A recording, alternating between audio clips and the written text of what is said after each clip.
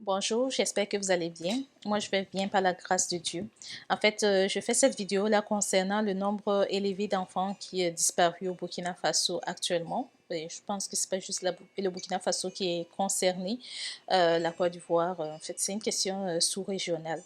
Donc, je fais cette vidéo-là en tant que mère, en fait, d'apporter ma pierre, si ça peut aider à mettre en place des solutions pour éradiquer cette situation. Donc, c'est vraiment le cri de cœur d'une mère. Ce n'est pas dans le but d'incriminer qui que ce soit, mais c'est vraiment pour apporter ma pierre à l'édifice. Donc, ce message s'adresse aux parents. Ce message s'adresse au gouvernement, au ministère de la Famille, s'adresse aux décideurs, aux entrepreneurs, en fait, à tous citoyens. Ne dit-on pas, en fait, que les enfants sont l'avenir d'un pays? Et aujourd'hui, au Burkina, nos enfants sont enlevés, nos enfants disparaissent. On ne sait pas ce qu'on fait de ces enfants. Il est temps, en fait, pour nous de voir comment faire pour éviter cela. Donc, ce message, d'abord, s'adresse aux autorités. Dans les autres contrées, je pense aux États-Unis, en Europe, en Amérique, en fait, il y a des systèmes qu'on appelle des systèmes centralisés qui permettent de relayer l'information lorsqu'un enfant a disparu et cela permet d'intervenir à temps. Donc, ce système centralisé, comment ça fonctionne lorsqu'un enfant disparaît et que la police est au courant? Immédiatement, tout le monde est informé, c'est-à-dire la radio, la télévision, la population reçoit des messages sur notre téléphone nous avertissant qu'un enfant a disparu. À la télévision, peu importe l'émission qui passe, l'émission est automatiquement arrêtée et le message s'affiche sur l'écran. De même au niveau de la radio. Et c'est l'information, il nous donne l'information sur l'enfant, la taille, la description en fait générale de l'enfant. Et ainsi, cela permet d'intervenir parce que on sait qu'un enfant est enlevé, on regarde déjà, on a la description de l'enfant, on peut intervenir, on peut faire attention aux personnes qu'on rencontre en circulation. Oui, avec les réseaux sociaux, déjà ça se fait, l'information est envoyée, mais n'oublions pas qu'avec les réseaux sociaux aussi, c'est pas tout le monde qui est sur les réseaux sociaux. Donc, cela peut ralentir l'information. Pourtant, lorsque vous recevez l'information à la radio ou bien à la télévision sur votre téléphone, vous êtes plus à même de pouvoir réagir lorsque vous rencontrez et cela touche en fait toute la population, que la personne soit oui ou non sur les réseaux sociaux. Donc, il y a cela que je propose comme moyen. Et il y a également en fait le système de vérification de l'identité d'un parent d'un adulte qui accompagne un enfant.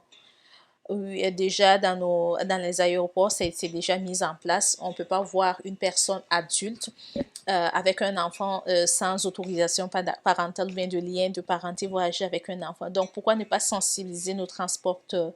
Je pense que il y a eu un témoignage déjà de cela. Il y a une dame qui a vu un adulte avec un enfant qui est rentré dans un car et les chauffeurs n'avaient rien fait pour vérifier l'identité. Dieu merci, ce n'était pas un cas d'enlèvement, mais ça pouvait l'être. Donc, vraiment sensibiliser nos transporteurs, de vérifier l'identité, mettre en place un système même pour les contraindre à le faire. Aussi, il y a les postes de police, il y a les postes de gendarmerie dans les différents points de contrôle. Ils peuvent vérifier également. Dès qu'on voit un enfant avec un adulte, il est important de trop faire que de ne pas faire assez. Vérifier l'identité. Donc, c'est des pistes de réflexion. Et il y a un point que je trouve vraiment important qu'il faudrait, qui ne nécessite pas la mobilisation de moyens, qui peut être mis en place dès maintenant même, c'est le retour d'informations. Lorsque un enfant est retrouvé, généralement on reçoit juste l'avis, l'enfant est retrouvé. Mais qu'est-ce qui s'est passé? Parce que l'enfant a été retrouvé, on rend grâce à Dieu, on est content, mais qu'est-ce qui s'est passé? Ce retour d'information-là aide les autres parents à faire attention. Comment les ravisseurs ont procédé? Est-ce ils ont amadoué l'enfant? Est-ce que c'était des proches de l'enfant? L'information va permettre de sensibiliser les parents à faire attention. Il peut même s'agir de fugue.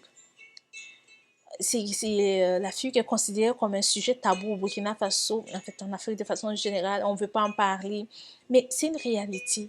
Et si c'est une fugue, dites-le pour sensibiliser, pour qu'on sache que cela existe, que les parents même sachent aussi comment se comporter, comment éduquer, parce que la fugue n'est pas juste liée au mauvais traitement. Souvent, il y a des enfants qui passent par des moments difficiles qui le font. Donc, ça peut aider également les autres parents à sensibiliser, à aider leurs enfants à ne pas passer par ces mauvaises situations. Donc, c'est vraiment quelque chose qui aide la population, les retours d'informations. C'est pas dans le but de pointer du doigt une famille. On veut même pas savoir c'est qui est concerné, mais savoir ce qui s'est passé derrière, savoir comment agir dans le futur. Donc, à nos chers parents, le monde n'est plus comme ce qu'il était.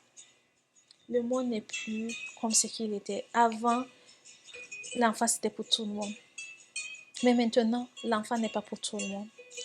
C'est ta responsabilité en tant que parent d'élever tes enfants. Combien de fois on voit des enfants qui se retrouvent avec des adultes, aller chez le voisin jouer ou regarder la télévision. Pourtant, le voisin même n'a pas d'enfant. Qu'est-ce qu'un enfant fait avec un adulte? Les enfants entre eux peuvent jouer, oui. Mais qu'est-ce qu'un enfant va faire avec un adulte? Donc, prenons garde à cela. Gardons nos enfants avec nous. Et puis, apprenons à connaître les parcours des enfants. Chez quel ami ils jouent, quand ils quittent l'école, quelle voie ils empruntent. Ainsi, et avoir des routines même avec les enfants. On sait que si l'enfant rentre d'habitude à 18h, si l'enfant à 18h30 n'est pas là, passez l'alerte. Oui, autant faire trop que de ne pas faire assez. Passez l'alerte, commencez à chercher des enfants. Parce que si vous instaurez une routine avec l'enfant, on sait lorsque la routine n'est pas, on sait déjà qu'il y a quelque chose qui ne va pas.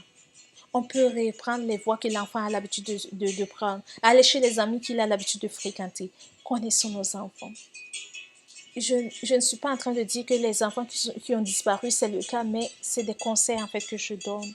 Donc, voyez en fait mon intervention sous forme de conseils à ceux qui ne vivent pas cette situation-là.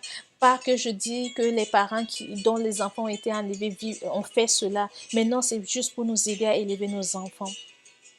Juste pour cela.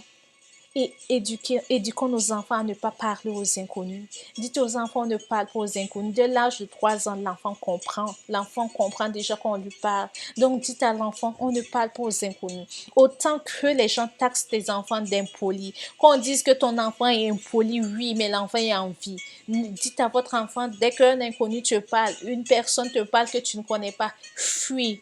Ne t'arrête même pas sur son chemin. Ne t'arrête même pas sur ton chemin. Oui, les gens vont dire que vous avez élevé vos enfants très mal, qu'ils ne respectent pas les adultes, on lui parle, il ne répond pas. Oui, ils vont tout dire, mais au moins votre enfant est en vie. Éduquons les enfants à ne pas prendre les choses dans la main des autres.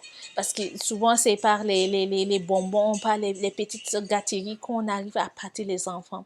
Donc, demandons aux enfants, mettons-les en garde, qu'ils aient peur, mais au moins en vie. Dites-leur que le monde n'est plus ce qu'il est.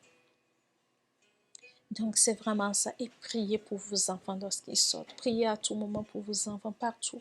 Même à l'école, priez pour eux. Même lorsqu'ils sont à l'école, priez. On ne sait jamais.